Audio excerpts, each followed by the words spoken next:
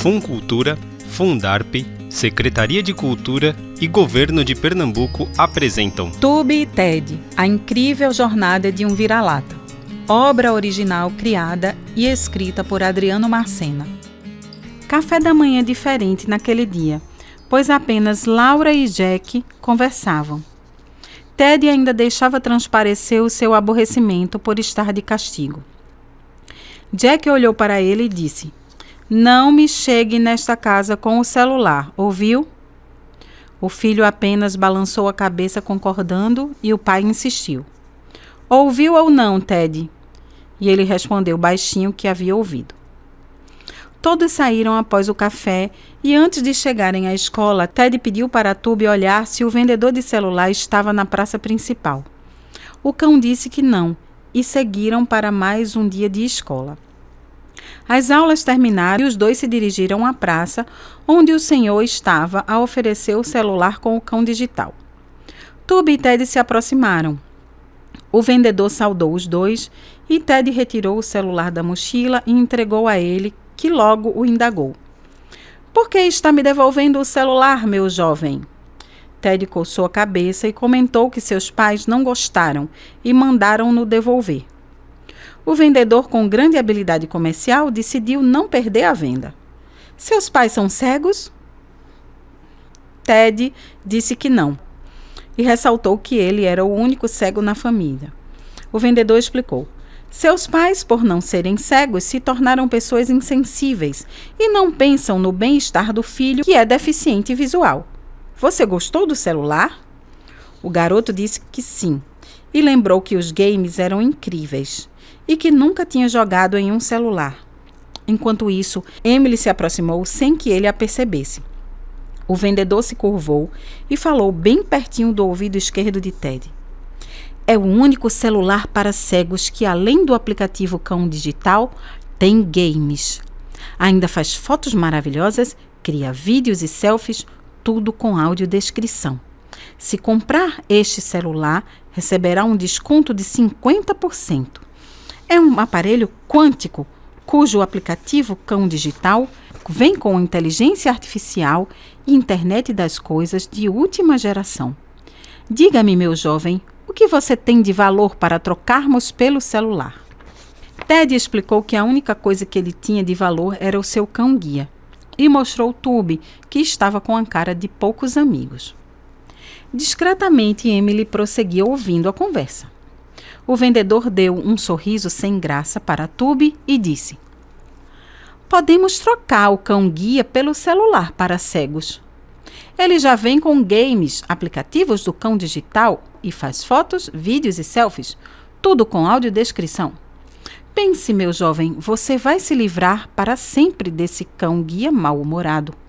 O futuro chegou na cidade das árvores. O que me diz?"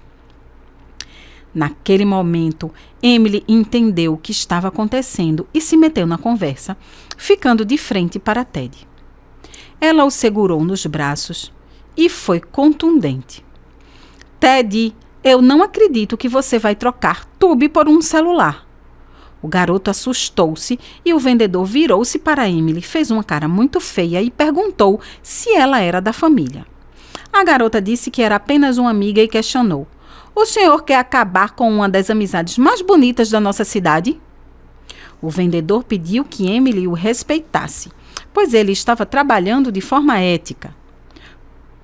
Ted percebeu que as coisas iam se complicar e mandou o Tube levá-los para casa. A garota seguiu atrás dos dois e pediu que parassem. Ted tentou prosseguir caminhando, mas Tube conteve seus passos para que Emily se aproximasse. "Diga que você não iria trocar Tube por um celular. Por favor, me diga."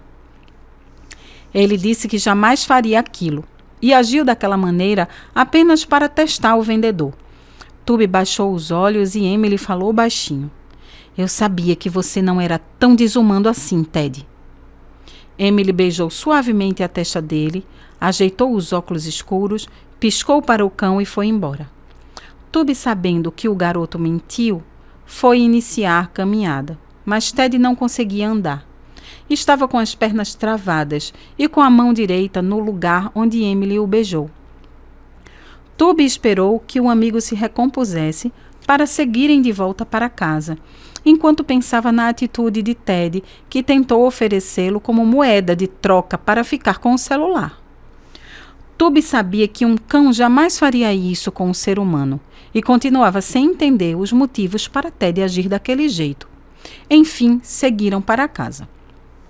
Já deitados, os dois se limitavam a pensar nos fatos que ocorreram nos últimos dias. Para Tube, seu pensamento questionava as estranhas atitudes de Ted, que ele não conseguia entender. O que estava acontecendo? O cão não sabia se Ted queria deixar de ser seu amigo e lamentava que a lambida no rosto tivesse sumido da relação. Tube só tinha uma certeza: a qualquer momento poderia ser trocado por um aplicativo. Também pensou que talvez aquela forma de agir do garoto fosse o amor de mentira chegando à vida de Ted. Para o garoto, o maravilhoso da vida era poder pensar em Emily o tempo que quisesse. Todavia, uma dúvida o incomodava. Como dizer à amada que queria dançar com ela a valsa da sua formatura no final do ano? Sentia-se inseguro sobre isso. Relaxava um pouco porque faltavam muitos meses para o baile de formatura. Se a noite passada teve tumulto no quarto, nesta, o silêncio era o reflexo dos problemas ocorridos nos últimos dias. Tinham-se mais perguntas que respostas. Foi a primeira vez que Ted se lamentou por ser cego. Queria conseguir ver Emily e ser um garoto feito tantos outros que bastava abrir os olhos para enxergar a vida. Questionou o motivo de alguns jovens enxergarem e ele ser cego. Todavia, Ted não conseguia explicações, e isso gerava um pouco de revolta em seus pensamentos. Perguntava-se por que precisava de óculos escuros. Sabia que não gostava. Talvez ele não percebesse, mas a partir daquela noite, sua imaginação não simulava a realidade como bolas de chiclete nas cores lilás, azul e rosa intenso. Essa fase havia passado. Seu mundo virtualmente imaginado começava a receber formas cilíndricas, feitas de espumas nas cores cinza claro e escuro. Ainda nos perguntamos como Ted poderia imaginar tais cores se ele nunca tinha as visto. Continuava o mistério. Tube, muito entristecido, já havia adormecido. Como deixou que ele escapasse? Há 2 meses, Ted havia completado 12 anos e não quis que os pais fizessem festinha em casa. Para ele, isso era coisa de criança, de menino ou de garoto, pois agora, com a idade que tinha, era definitivamente um rapaz. Melhor dizendo, não sabia ele, um rapazote. Depois de resistir muito, as comemorações se limitaram a um bolo na escola para cantar parabéns com os colegas da turma e algumas professoras. Aquele fim de tarde marcava o início do curto recesso escolar do meio do ano. Tube e Ted deixaram a escola e seguiram para casa quando, perto da barbearia do Pelo, o garoto perguntou se Emily estava nas proximidades. O cão olhou em volta e a viu do outro lado da rua, na calçada da praça principal, com Keké e algumas amigas. Ao ficar sabendo, Ted mandou Tube levá-lo até Emily. Do outro lado da praça, Tube também avistou Drácon, Cupe, Pub e Tube, mas ficou em silêncio. O cão-guia caminhou para a faixa de pedestres, desceu a parte rebaixada da calçada e esperou o momento para atravessar. Ted estava impaciente e quis apressá-lo. Tube não concordou porque sabia que aquele semáforo não tinha sinal sonoro para cegos. O cão aguardava pacientemente que carros, bicicletas e motocicletas parassem no semáforo para que eles atravessassem de forma segura.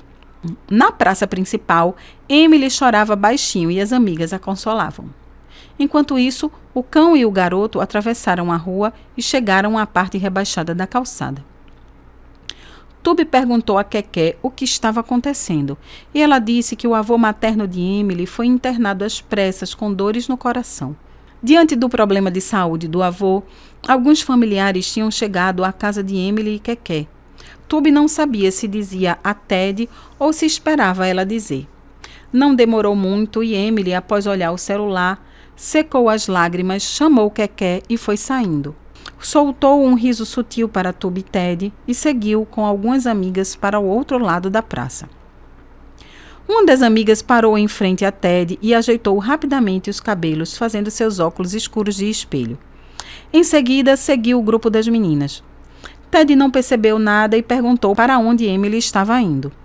Tubby disse que não sabia. Ainda parado, indagou o cão. Por que ela estava chorando? Tubby fez silêncio e falou sobre o episódio do avô. Ted não aceitou e perguntou onde ela estava e o cão-guia, após olhar atentamente, disse: entrando na Rua das Frutas. Espere um pouco. Parou para falar com 2 garotos. Preocupado, Ted foi rápido. Quem são eles? O cão ressaltou que não sabia e disse que os garotos eram bem mais altos que ela. Ted ficou chateado e quando ia pedir para o cão descrever os 2, Tubby exclamou: espera, espera! Um deles está abraçando-a e deu 3 beijinhos. Foi o suficiente para Ted ficar enciumado. Ele ajeitou os óculos, segurou com firmeza o arreio com alça e ordenou: vamos lá agora. Tubby permaneceu olhando e disse que não adiantava, pois ela já havia saído e entrado na Rua das Frutas com 2 amigas e um dos garotos, além de Keké. Porém, Ted foi enfático. Quero saber quem são os garotos, para onde foram e quem abraçou e beijou Emily. O cão olhou e disse que não enxergava mais. Talvez tivesse entrado na Rua das Viúvas.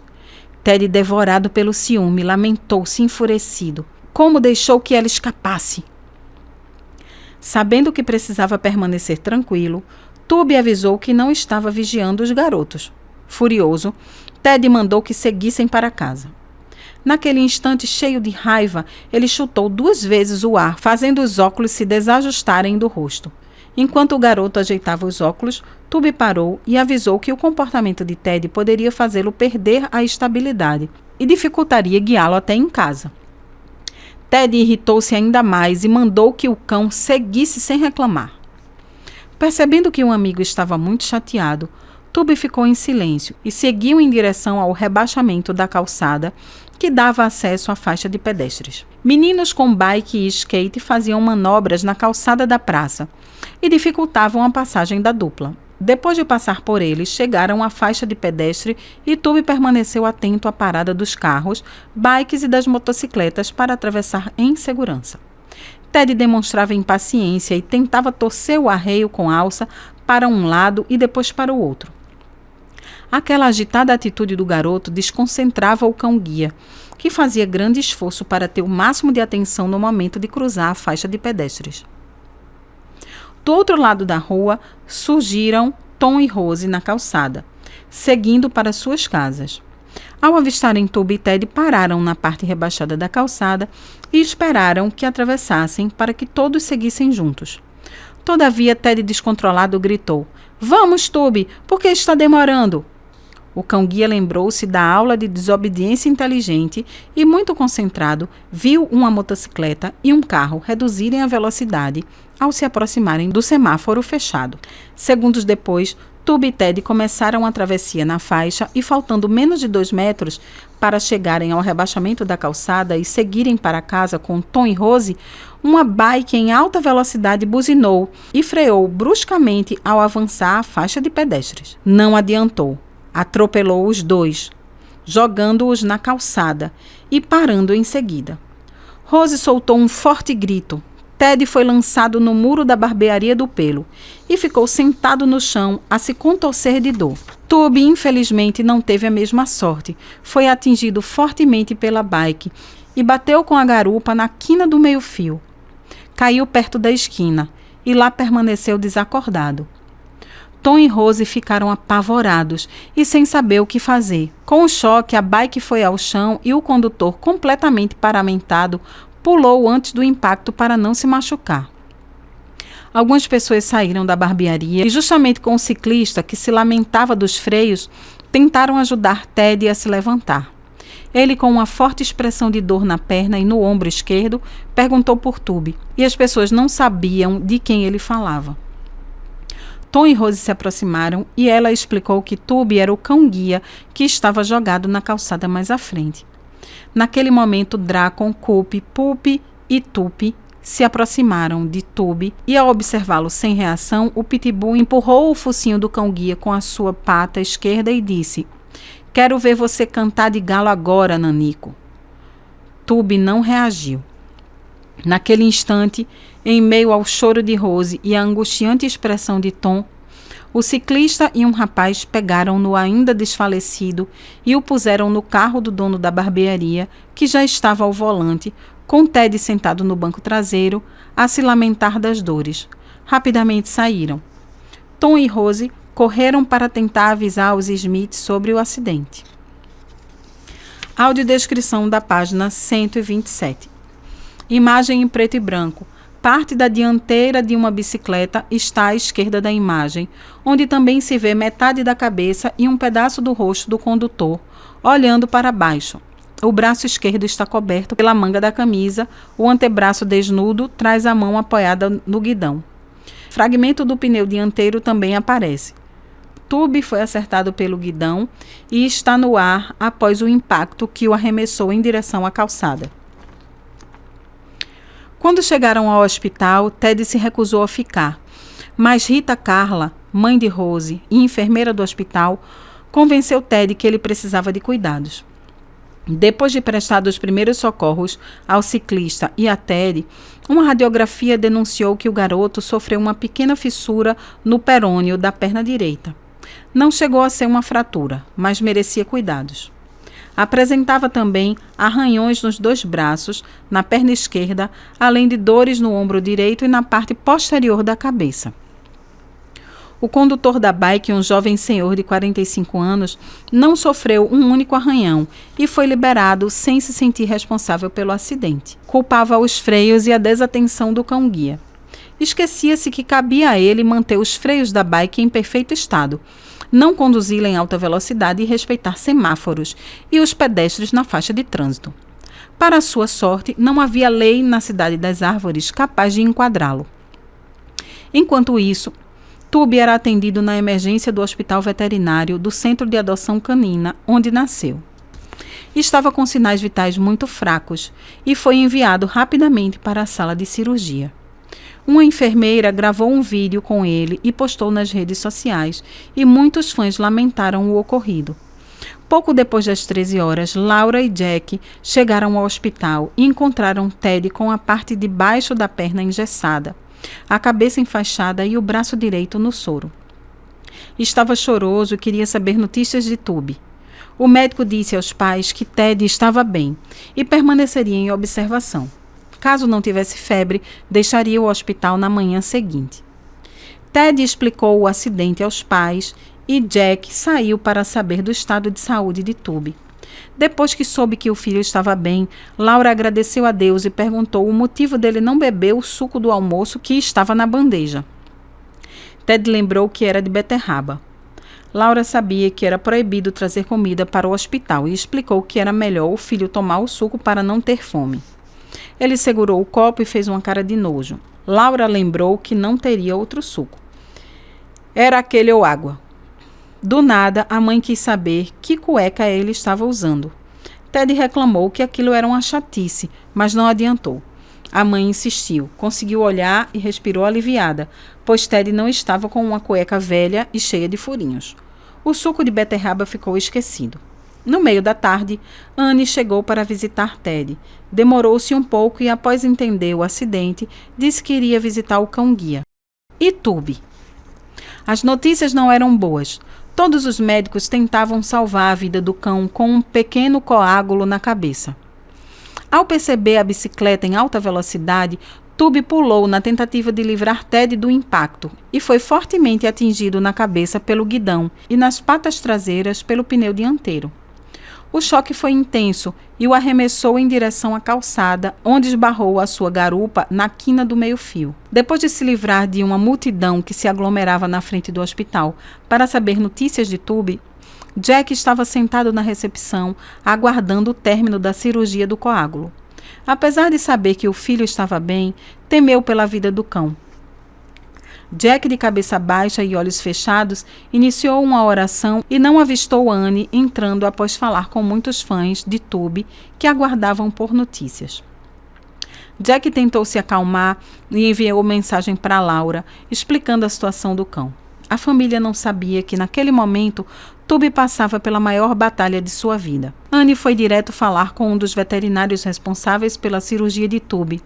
Soube da gravidade do quadro e observou o péssimo estado das patas traseiras do cão. Ficou muito abalada e saiu chorando discretamente do hospital, sem falar com ninguém. Jamais imaginaria que uma bike fosse capaz de causar tantos danos aos seres. Sedado, o jovem cão não tinha ideia do risco que corria diante daquela situação que poderia encerrar seus dias. Provavelmente seria o fim da jornada de um vira-lata que sonhou em ser cão-guia. Um pouco mais calma, Anne gravou um vídeo falando das reais condições de Tube e pediu que cães, gatos, aves e humanos enviassem boas vibrações para que ele se saísse bem na cirurgia e se recuperasse o mais rápido possível. Ao término, Anne desabou em lágrimas. O vídeo recebeu uma infinidade de compartilhamentos e deixou muitos admiradores de Tube arrasados e em oração. O que acontecesse na sala de cirurgia não diminuiria as conquistas desse incrível vira-lata, que conseguiu vencer muitos desafios e realizou o seu grande desejo. Por mais que a existência sempre pareça ingrata e tudo pareça muito triste para Tube, ele não recuou diante das dificuldades que enfrentou ao longo da sua breve vida. Aquele vira-lata foi capaz de vencer suas limitações biológicas, de lutar contra o abandono da mãe, de fugir da adoção, de peitar os preconceitos de uma sociedade que só privilegia quem tem raça pura, de se atirar no guidão de uma bicicleta desgovernada para evitar que Ted fosse atingido, de vencer as perseguições de Ralph, Fígaro e Sebastian B., de superar as ameaças de Drácon e até de suportar as agressões e desprezos por parte de Ted, que ele tanto amava e garantia a liberdade. Foi tão humilde que dedicou o breve tempo de sua vida entre nós para aprender a ser um cão-guia e poder ajudar um ser humano cego a ser mais livre, ter mais autonomia e uma qualidade de vida melhor. Colaborou com Horus, Laura, Jaque e Anne. Conquistou Nick, levou dignidade para a família das árvores espinhentas e jamais pensou em se vingar de quem desejou o seu mal. Por possuir a capacidade de amar sem exigir que o amassem com a mesma intensidade, Tube foi um ser formidável. Como cachorro, sabia que amar era o melhor que ele tinha para oferecer aos seres deste mundo. Se os cães tinham alma, certamente Tube possuía uma das mais nobres almas caninas que existia. Poderíamos até dizer que aquele vira-lata era um cão incansavelmente iluminado. De repente, Jack viu quando dois rapazes da loja Céu dos Cachorros, serviços funerários para pets, entraram na recepção e seguiram para o interior do hospital com uma caixa plástica fechada. Seu coração gelou e uma profunda tristeza o envolveu, levando-o a ficar cabisbaixo. O médico veterinário, com um semblante corroído de frieza, chegou à recepção, apontou para Jack e perguntou: O senhor é o tutor do cão-guia que foi atropelado? Sem poder esconder a carga de aflição que carregava em seus gestos, Jack ergueu a cabeça e respondeu: Sim, chama-se Tube. Como ele está? O médico veterinário respondeu que não tinha boas notícias. Jack baixou a cabeça e a intensa angústia voltou a devorá-lo. Lentamente ergueu os olhos e viu quando o médico veterinário, se afastando, fez um sinal, dizendo que iria atender uma ligação ao celular. Jack só conseguia pensar nos problemas que a partida de Tube traria para a família.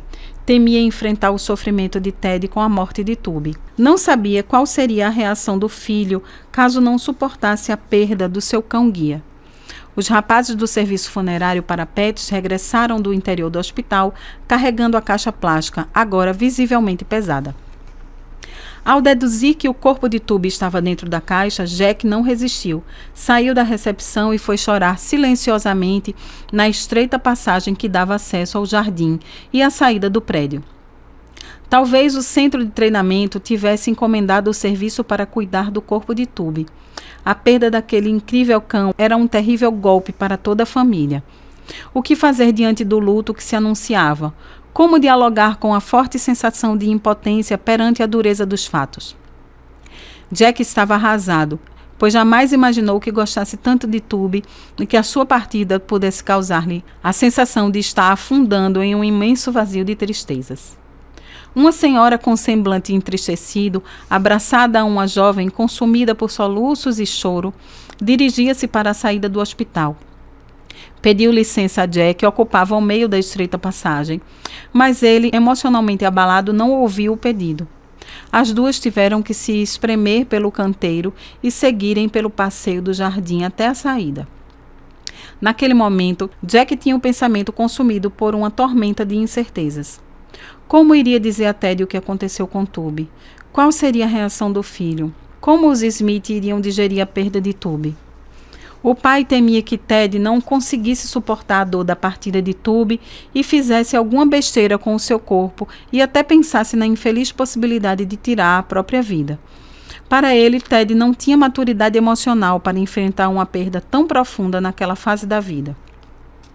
O pai sentia-se transtornado e impotente por não saber como agir.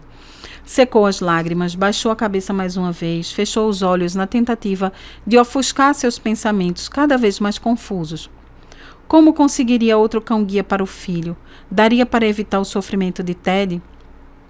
O médico veterinário terminou a ligação e se aproximou de Jack, trazendo a coleira e o arreio com alça, que pertenceu a Tube. Após o forte impacto da bike, os equipamentos de Tube estavam quase irreconhecíveis. Jack os pegou firmemente, pois sabia que tinha nas mãos um símbolo que representava toda a bravura de Tube para vencer os desafios da sua jovem vida de cão. O arreio estava muito danificado, mas percebia-se que a frase permanecia quase intacta. Vê se não mexe, estou trabalhando. Soltou um riso saudoso, enquanto os olhos entristeciam ainda mais ao se lembrar do querido cão-guia. O cão passou por uma cirurgia para retirar um coágulo. Jack estava tão comovido que não ouvia o veterinário, que o indagou. O senhor ouviu o que eu disse? Ele, atônito, pediu, por favor, que repetisse. E assim o médico o fez. Disse que seu cão fez a cirurgia para retirar um coágulo da cabeça e passa bem. O veterinário terminou de falar e Jack, extasiado com a notícia, fez expressão de surpresa, abriu um riso rápido e o interrogou. Está dizendo que Tube não morreu? E o veterinário abriu um sorriso discreto. Sim, ele está vivo. Quem disse que havia morrido? E Jack tentou argumentar. O senhor havia dito que não tinha boas notícias. Talvez não tenha se expressado com clareza, questionou Jack. Entretanto, o veterinário tentou aliviar. Quando disse que não tinha boas notícias sobre o cão, é porque me referia à cirurgia das patas traseiras. Apesar do pequeno transtorno, Jack estava aliviado e o veterinário o precaveu. O atropelamento comprometeu os movimentos das patas traseiras e talvez ele não consiga andar como antes. Faremos um exame para avaliar o quadro. Dependendo das condições clínicas, fará a cirurgia nas patas traseiras ou faremos a amputação delas. O veterinário pediu licença e se retirou. Jack, diante do turbilhão de emoções que o envolvia, assimilou o mais importante de tudo e enviou mensagem para Laura e Ted. Tube está vivo. Naquela mesma noite, Jack, com um fio de esperança, pendurou o arreio com alças na parede do quarto de Ted e depois se sentou na cama do filho. Ao olhar a caminha de Tube, não conteve as lágrimas que suavemente também o faziam se sentir culpado pelo acidente. Apesar de ver o filho bem no hospital, sentia medo em perdê-lo por não saber como ele reagiria se Tube não resistisse à segunda cirurgia. Chorava silenciosamente em comunhão com a imprevisibilidade da vida. Laura, passando pelo corredor, viu Jack as lágrimas e foi tentar consolá-lo. Ele apontou para o arreio com alça bastante retorcido e ela não precisou tocá-lo para sentir seu coração materno se afogar ainda mais em profunda tristeza. Laura sentia falta da alegria de Tube, do seu cheiro de cachorro, das lambidas carinhosas ou inoportunas, do olhar com cara de paisagem quando brigavam com ele, do pelo que se espalhava pelos cantos da casa, enfim, ela também estava arrasada. Sentou-se ao lado do marido e juntos dividiram o fardo das suas pesadas dores. Egoísmo de Ted. Na manhã seguinte, Ted, em uma cadeira de rodas, deixou o hospital muito irritado, porque tomou banho frio. Rita Carla esclareceu a Laura que a equipe de manutenção estava consertando os chuveiros de água quente. A mãe explicou ao filho, mas Ted só sabia reclamar. Decidiu que queria visitar Tube. A mãe lhe disse um não bem forte e os dois seguiram para casa. A mãe havia tirado 3 dias de licença do trabalho para cuidar dele. Deitado em seu quarto, Ted sentiu o vazio deixado pelo cão-guia, visto que a brisa fresca que entrava pela janela não conseguia acalmar o jovem coração do garoto. Arrependeu-se por ter tratado Tube de forma grosseira nos últimos dias. Ao relembrar o acidente, percebeu que havia estressado o cão na hora da travessia do semáforo. Lembrou-se que no momento estava com ciúmes e muito irritado porque um garoto havia abraçado e beijado Emily. Queria muito que Tube estivesse com ele naquele momento, pois precisava saber notícias da amada. Contudo, o egoísmo de Ted não se importava se Tube estava precisando dele, se sofria por se sentir só, se tinha medo de ficar naquele hospital ou se estava agoniado por temer a morte. Aos poucos, a medicação para aliviar as dores fez Ted adormecer. A visita de Emily, Tom e Rose. No final da tarde do dia seguinte, Tom e Rose foram visitar Ted em sua residência. Ele pretendia ficar na cadeira de rodas para conversar com os amigos na sala, mas Laura preferiu manter as recomendações médicas e deixá-lo na cama. No quarto, Tom e Rose queriam notícias de Tube e ele disse que a única coisa que sabia era que ele estava vivo. De repente, Laura entrou com Emily no quarto, fazendo o corpo de Ted gelar na hora e a cabeça voltar a doer. Passado o impacto inicial, ficou envergonhado por saber que a amada se fazia presente em seu quarto.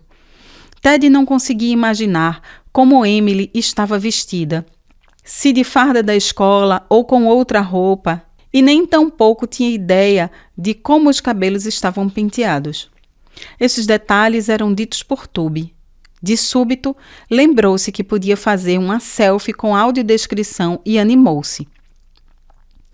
Emily pediu para Ted comentar como foi o acidente e ele esclareceu que atravessaram a faixa de pedestres e uma bicicleta em alta velocidade atropelou os dois.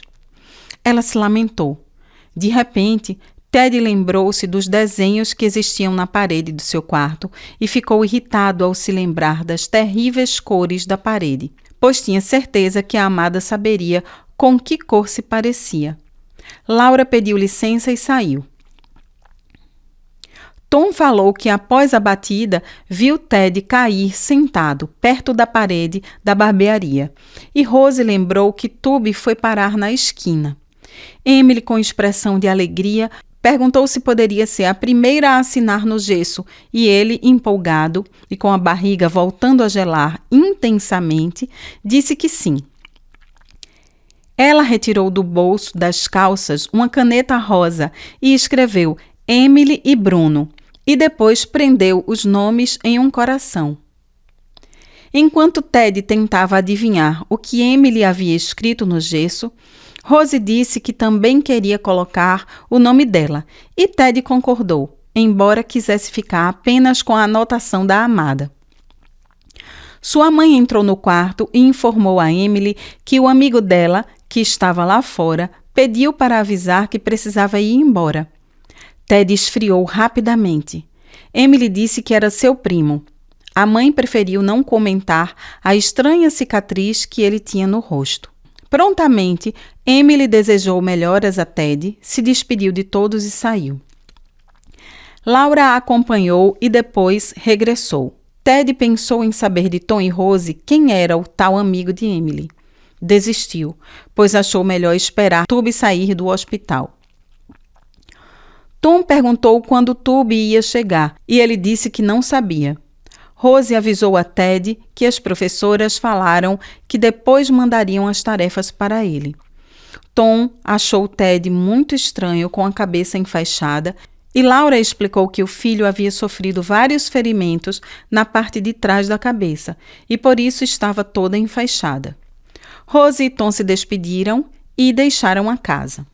Ted imediatamente começou a tatear o gesso para tentar decifrar o que Emily escreveu.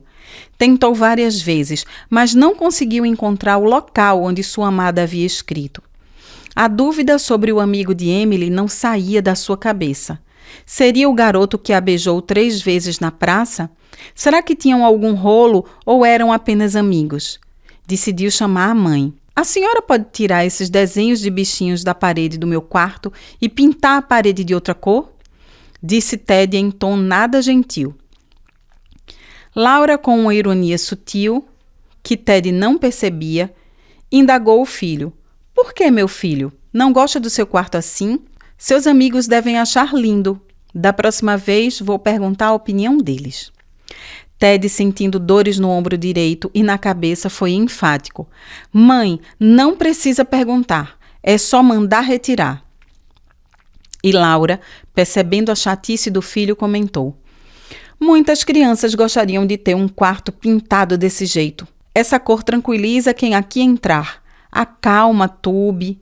Marfim é uma cor linda. O comentário da mãe foi a gota d'água para Ted se irritar e falar com a voz mais forte. Mãe, não sou mais criança! E Laura soltou uma boa risada. Antes de deixar o quarto, disse, acalme-se, meu filho, você ainda é uma criança, por mais que não queira. Certamente vai se arrepender muito quando essa fase terminar. Laura saiu do quarto e pela primeira vez Ted teve vontade que ela sumisse do mundo. Irritadíssimo, começou a ter certeza que apenas Tube entendia o seu modo de se comportar, agir e sentir. Ele sabia que o cão facilmente compreendia seus desejos, suas emoções e suas vontades mais simples. Se Tube concordava, era outra conversa. Mais tarde, Jack chegou trazendo notícias de Tube e com novos óculos escuros para Ted. Na cozinha, explicou a Laura que a situação do cão ainda era delicada e que os médicos não haviam feito a cirurgia das patas traseiras. Os dois combinaram que não diriam nada a Ted sobre o real estado de Tube e, com isso, o poupariam de aumentar o peso da sua carga emocional. Bastava dizer que o cão estava se recuperando, e assim o fizeram. Naquela noite, Laura foi ao quarto do filho para oferecê-lo um pouco mais de atenção e carinho. Sabia que Ted estava sofrendo com a falta de Tube. A mãe decidiu contar histórias ao filho, que já não estava chateado, e ele escolheu a lenda das árvores mágicas, que deu origem à cidade em que moram.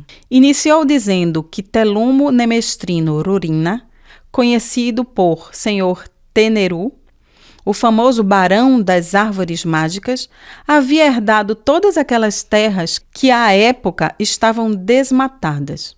Era uma antiga área de Mata Atlântica que ficava ao sul do deserto de Tritacuranã. Quando recebeu as terras, o barão fez uma viagem para o Oriente e trouxe 3 punhados de sementes mágicas e espalhou pelas terras para ajudar no reflorestamento. Ninguém sabia onde as sementes foram jogadas e o barão morreu, levando consigo o segredo para o túmulo. Quando pensou em criar a Cidade das Árvores, um princípio norteou os sonhos de Senhor Teneru. Humanos, plantas, animais selvagens e de estimação deveriam conviver em harmonia e da forma mais pacífica possível. Ele sabia que era difícil, pois cada uma dessas formas de vida muitas vezes disputava fêmea, territórios e se alimentava das outras espécies. O barão e a senhora Mayara tiveram uma única filha, chamava-se Marie Rurina, e havia nascido cega. Ted espantou-se e indagou: cega? A mãe respondeu que sim, e lembrou que os pais da menina dedicavam muitos cuidados a ela. Quando Mari brincava na rua, apesar da companhia da babá, tropeçava, caía e corria risco de ser atropelada. Seus pais ficaram preocupados e o barão decidiu criar algumas exigências para quem andasse a cavalo, levasse boiadas, conduzisse porcos pelas ruas, carregasse grandes fardos e guiasse carroças no espaço público. Ao passarem, esses condutores deveriam gritar bem forte para alertar as pessoas. Laura tratou de fazer a voz dos homens. Olha o pesado! Cuidado com as costas! Animal na rua passando! Porcos desgovernados! Olha a boiada na rua! Ted disse que a filha do barão teve sorte de não ter sido atropelada em suas andanças pela rua. Laura concordou com o filho e lamentou o que ocorrera. Minutos depois, em tom contido, ela comentou que até os dias atuais nenhum morador havia encontrado as tais árvores mágicas. O filho disse que sabia o lugar onde estavam 2 árvores mágicas. A mãe fez uma cara de espanto e questionou: Jura? E onde estão? O filho disse que uma estava no cemitério, era a famosa árvore da arpia, que ficava perto do túmulo do barão. A mãe perguntou como ele sabia daquilo, e Ted explicou que ele e seus amigos foram caçar o fantasma do cachorro que vivia no cemitério, e algo prendeu seus pés e depois o lançou dentro de uma cova aberta. Laura, apesar de não acreditar no filho, fez cara de espanto e riu intensamente. Ted, meio sério, disse que o outro punhado deveria ter sido jogado no bosque, no qual havia a família das árvores espinhentas, que eram cantoras. A mãe parou de rir e perguntou como é que ele sabia daquele fato. E Ted disse que ele e Tubby descobriram por acaso quando andavam no bosque. A mãe achou um show de criatividade e perguntou se ele sabia o lugar onde foi jogado o terceiro punhado de sementes. Ted disse que desconhecia e a mãe confirmou que o mistério continuava. Para Laura, tudo não passava de um grande exercício de imaginação do filho. Beijou-o na testa, desejou-lhe boa noite, desligou a luz e saiu. Cirurgia de Tubby. A recuperação da cirurgia do coágulo ainda deixava a cabeça de Tubby com fortes dores. Quando os analgésicos faziam efeito, ele relembrava o acidente e ficava impaciente para saber se Ted estava bem. Tentou fugir do hospital para saber do seu humano, mas não teve a mínima condição para realizar tal proeza. Dias depois, bem recuperado da operação, Tubby passou por uma nova intervenção cirúrgica. Os médicos veterinários esforçavam-se para recuperar os movimentos das suas patas traseiras, que praticamente foram inutilizados pelo impacto no meio-fio. Horas se arrastavam e os cirurgiões tentavam fazer o impossível para que o cão voltasse a ter uma vida normal. 4 horas depois, envolveram suas patas traseiras em uma roupa pós-cirúrgica e deram a operação por encerrada. A partir daquele momento, iniciava a delicada fase de recuperação do cão. À noite, Tubby dormia sob o efeito de medicamentos e do frescor noturno que entrava pelas janelas da enfermaria, a ponto de sonhar. De repente, 2 cadelas e um cão com roupas de médico entraram voando por uma das janelas e se dirigiram à cama do cão-guia. Traziam seus nomes pendurados na coleira. Sirius, uma Hawk Collier adulta, bastante séria, de pelo longo, preto, branco e um pouco de caramelo no pescoço, a mais brilhante de todas. Ela começou a avaliar a pata traseira esquerda de Tubby e, em seguida, aplicou-lhe uma carga de vibração estrelar para aliviar as dores. Mirza, macho mastim napolitano, de expressão tranquila, ao observar a pata traseira direita, também lhe aplicou uma carga de vibração estrelar. A Dara, mais delicada e risonha, era uma Lulu da Pomerânia, de pelo curto e branco, que fez uma rápida imposição vibracional com as patas dianteiras sobre a cabeça de Tubby, para transmitir-lhe a paz e a serenidade da constelação Cão Maior. As estrelas caninas sobrevoaram a cama de Tubby, emitindo intensos fachos de luz em variadas cores. Toda a enfermaria ficou colorida e expandia raios multicolores pelas frestas das janelas e das telhas. Uma enfermeira que trazia medicamentos em uma bandeja parou diante da porta e, boquiaberta com as luzes, deixou a bandeja cair das suas mãos e o barulho foi intenso. As 3 estrelas terminaram seus trabalhos e seguiram rumo ao céu da Cidade das Árvores. Na manhã seguinte, Tube sentia incômodos no corpo e estava impaciente por não saber notícias de Ted. Quando os analgésicos voltaram a fazer efeito, adormeceu momentos antes de Horus entrar no quarto. Diante do amigo imóvel e monitorado por aparelhos, o cão aposentado parou e cheirou a pata esquerda de Tube, que estava para fora da cama. Perguntava a si: o que deixei de ensinar a ele para que evitasse o acidente? Não encontrava respostas. Horus sabia que havia se esquecido de dizer a Tube que, às vezes, quando cães convivem juntos por muito tempo e um deles morre, a falta do amigo que se foi é fortemente sentida pelos que ficaram, e muitos deles entram em luto canino. Horus sabia que os cães sentiam saudade dos que se foram. Tinha certeza que Tube não sabia o quanto ele o amava e sentia a sua falta. O silêncio se fez forte e Horus, com os olhos vivos de tristeza, despediu-se do amigo e saiu cabisbaixo. Tube prosseguia dormindo e ouvia a voz de Ted, bem distante, a chamá-lo. Sentia um leve toque em sua cabeça. Era Laura. A medicação não o deixava despertar por completo, e ele, por mais que se esforçasse, não conseguia balançar o rabo e nem abrir os olhos. Ted entristeceu e chorou, ao apalpar o pescoço e a cabeça de Tube. Eram lágrimas de medo por sentir que poderia perder o amigo a qualquer momento. Lembrou-se das arrogâncias que fez com o cão-guia e suas lágrimas brotaram da fonte onde nascia o arrependimento humano. Cada uma delas carregava gotas de profundo silêncio e formato de grande tristeza. Ted permanecia imóvel diante do seu frágil cão-guia, que lutava pela sua jovem existência.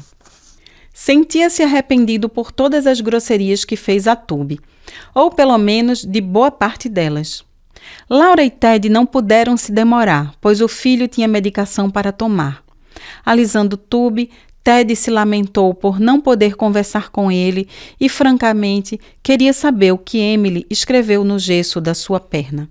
Não tinha coragem de perguntar aos pais e nem muito menos aos amigos. Sua mãe, enquanto empurrava a cadeira de rodas para saírem, garantiu que Tube estava se recuperando bem. No meio da tarde, Nick e Anne chegaram para a visita. Ao avistá-lo, Anne sentou-se e seus olhos mostraram lágrimas, ensaiando um profundo choro, enquanto Nick observava o inchaço no abdômen de Tube, que dormia profundamente. O treinador questionou Anne. Será que não viu e nem ouviu a bike se aproximando? Falta de foco, desconcentração? A bike perdeu o freio ou o condutor foi desatento e não viu o semáforo fechado? Será que Tube estava distraído? Ted o irritou a ponto de perder a concentração? Anne retirou do bolso do casaco o celular e procurou a foto de Tube, Nick e Ted no CTCG.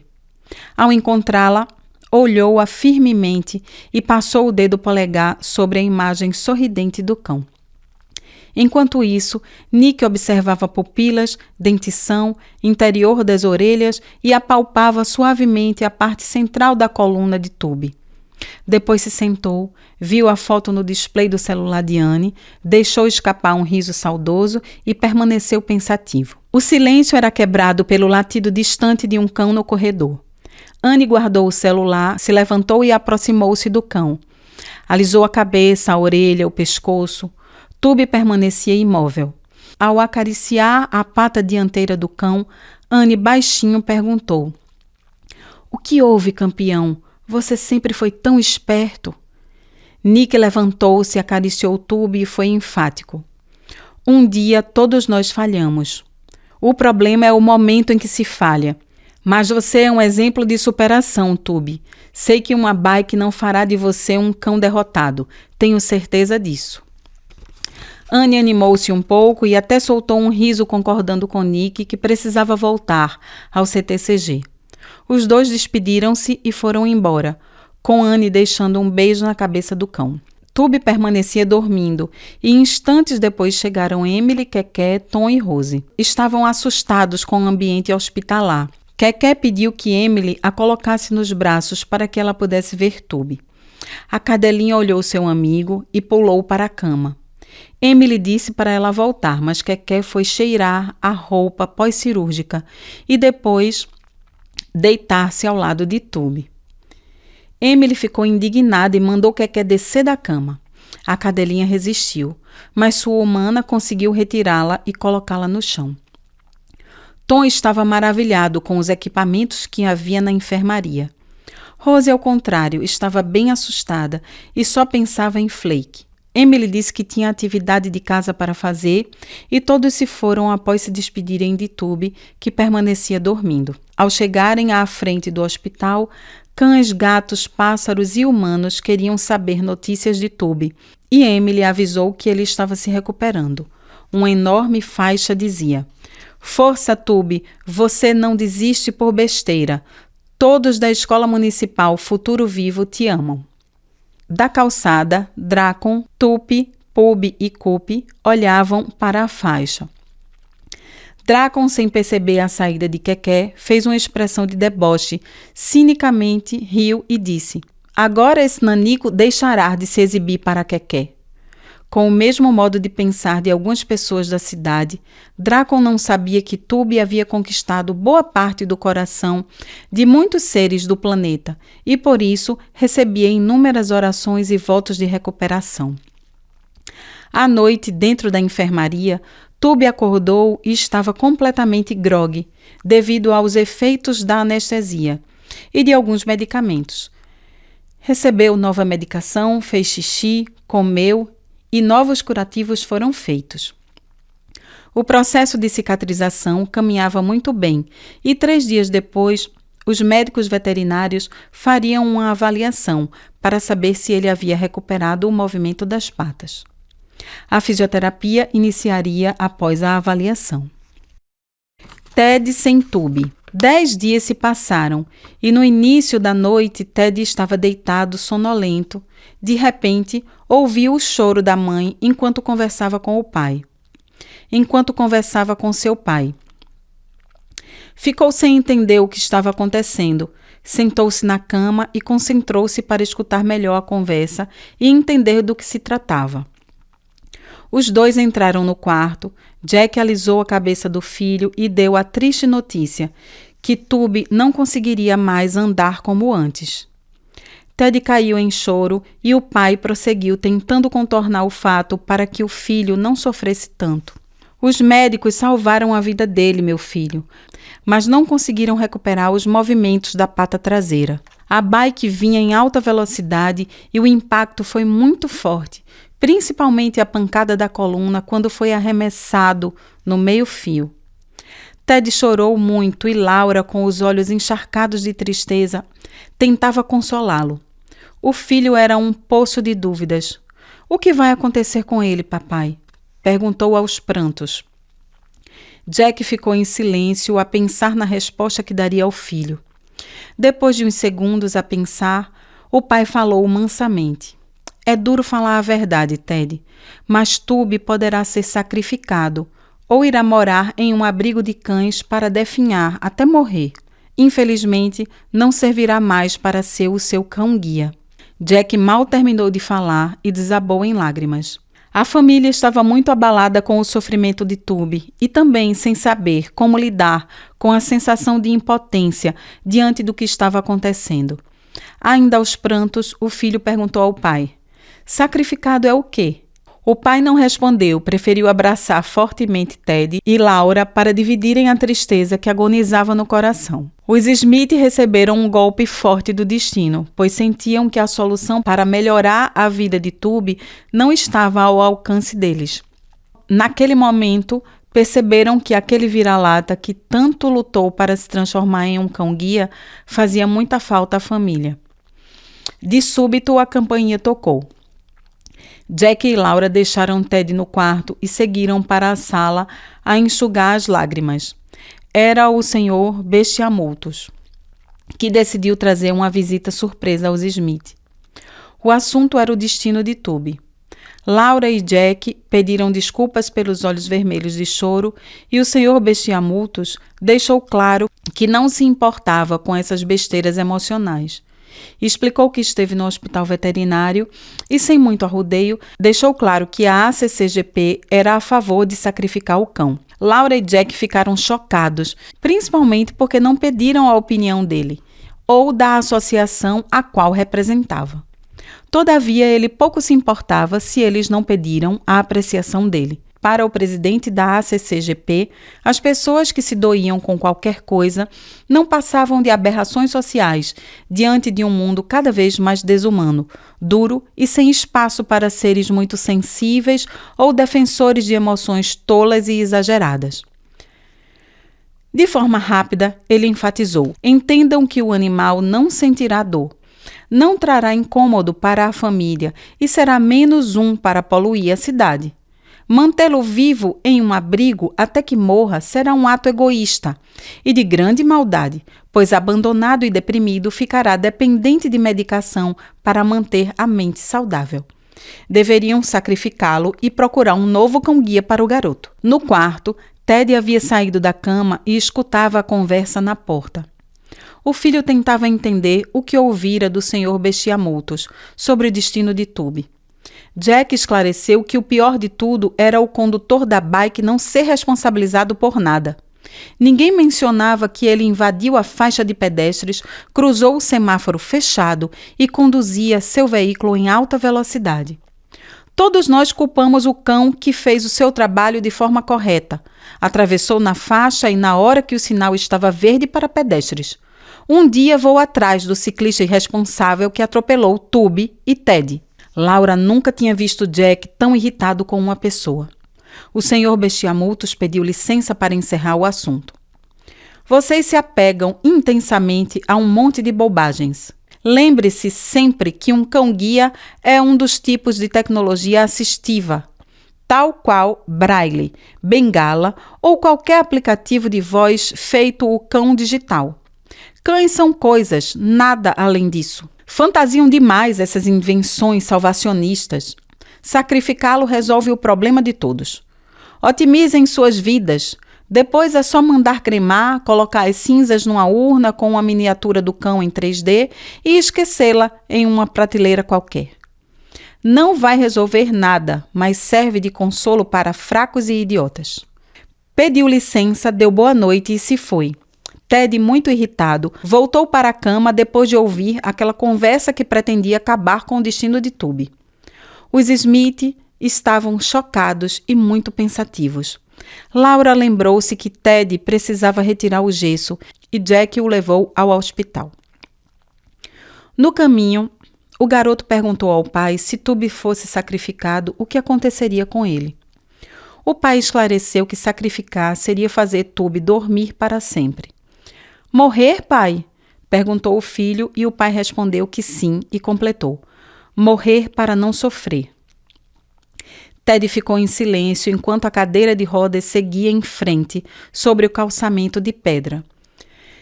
Tentava digerir o que o pai havia falado, pois perder Tubby era a última coisa trágica que poderia acontecer com ele. A cadeira gemia sobre as pedras e Ted chorava baixinho até o hospital. Ao chegarem à sala da enfermagem, Jack foi ao banheiro e a enfermeira começou a raspar o gesso. Ted perguntou se ela poderia ler o nome dos seus amigos que assinaram. Rose, Tom, Bruno e o outro nome ela disse que não conseguia ler porque o corte no gesso para retirá-lo destruiu a palavra. Ted achou estranho não ter o nome de Emily e muito mais estranho era aparecer o nome Bruno. Jack regressou e ajudou Ted, que voltou a usar bengala, batizada naquele momento de troço. Ted pediu para visitar Tube, mas o pai disse que o cão não recebia visitas noturnas e os dois regressaram para casa. Naquela noite, Ted não quis jantar, disse estar sem fome. Depois que a mãe deixou o quarto, o filho entrou em grande estado de tristeza. Chamava baixinho, Tube, Tube, mas não havia resposta. Sentia a falta do amigo. Sofria por saber que ele podia morrer a qualquer momento. Pela primeira vez, Ted sentia um grande vazio dentro de si e não fazia ideia de como preenchê-lo. Quando relaxava um pouco, pensava em encontrar uma solução para falar com Emily e convidá-la para dançar a valsa da formatura. Contudo, a dor causada pela ausência do amigo era muito mais forte. Daquele dia em diante, Ted perdeu a vontade de comer, de ir às aulas e de falar com as pessoas, fechando-se ainda mais em seu introvertido mundo. Sua mãe passou a levá-lo à escola e ele não participava das atividades com os outros amigos e não tinha ânimo para fazer as suas tarefas. As professoras estavam preocupadas com a sua forma de agir, pois Ted também não se divertia no intervalo, ficava na sala de aula com a cabeça baixa sobre os antebraços. Tom e Rose tentavam animá-lo, mas não tinha energia para nada. Emily falava com ele, perguntava sobre Tube, mas Ted não respondia. Apenas um dia ele levantou a cabeça e Emily pôde ver seus olhos molhados de saudade de Tube. Ela compreendeu o sofrimento e ficou pensando se acontecesse com Keke o que ela faria de diferente dele.